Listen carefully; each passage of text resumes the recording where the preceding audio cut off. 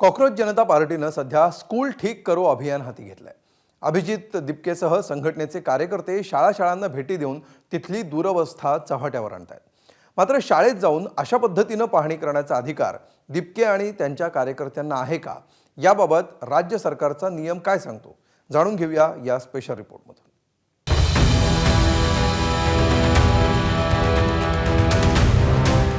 मी 1960-70च्या काळात आलेलो आहे। मला असं वाटतंय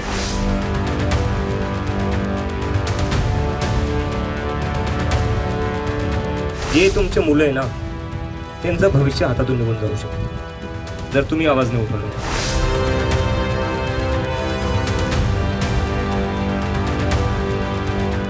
Use the PM Cares Fund for the people, for the education, for the schools of the poor kids.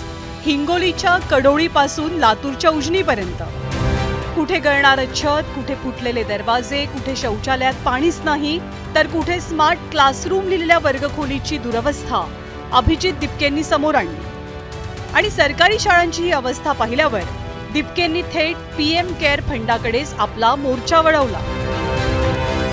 क्या ये आपका पैसा आपके छोटे बच्चों के एजुकेशन के लिए नहीं इस्तेमाल होना चाहिए? So request the PM to please use the PM Cares Fund for the people, for the education, for the schools of the poor kids. And the PM should show that he actually cares. Jantar Mantar आंदोलनाच्या यशानंतर school ठीक करो या अभियानाच्या माध्यमातून सीजेपीनं शाळांकडे आपला मोर्चा वळवलाय। त्याचाच एक भाग म्हणजे अभिजित दिपकेंचा ग्रामीण महाराष्ट्रातल्या शाळा भेटींचा धडाका। पण दिपकेंच्या अभियानानं सरकारी शाळेत कुणीही थेट जाऊन पाहणी करू शकतं का, हा प्रश्नही चर्चेत आलाय।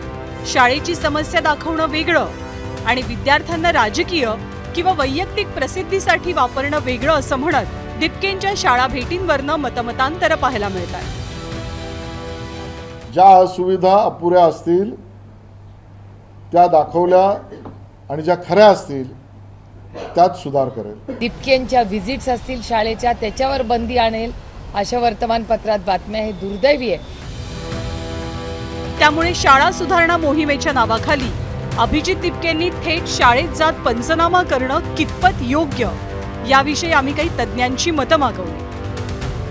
किंवा कुठलीही शैक्षणिक संस्था यामध्ये व्यवस्थापनाच्या मॅनेजमेंटच्या परवानगीशिवाय आतमध्ये जाणं हा ट्रेसपासचा प्रकार आहे। यामध्ये भारतीय न्याय संहितेमध्ये अशा प्रकारे ट्रेसपास केला तर गुन्हा दाखल होऊ शकतो।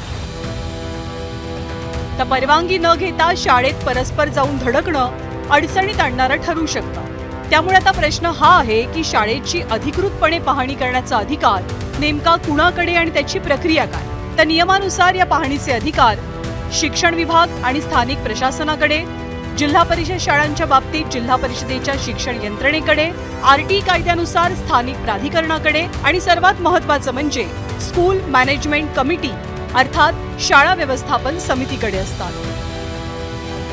आणि शाळा व्यवस्थापन समितीमध्ये स्थानिक लोकप्रतिनिधी सुद्धा असतात, मुख्याध्यापक असतात आणि यांच्या माध्यमातून शाळा व्यवस्थापन समिती कारभार पाहत असते। त्याच्यामुळे कोणत्याही व्यक्तीला किंवा आपण असं म्हणू की खाजगी व्यक्तीला शाळेमध्ये मुख्याध्यापकाच्या परवानगीशिवाय जाता येणार नाही। म्हणजे शाळेवर लक्ष ठेवण्याची कायदेशीर व्यवस्था आधीपासून अस्तित्वात आहे।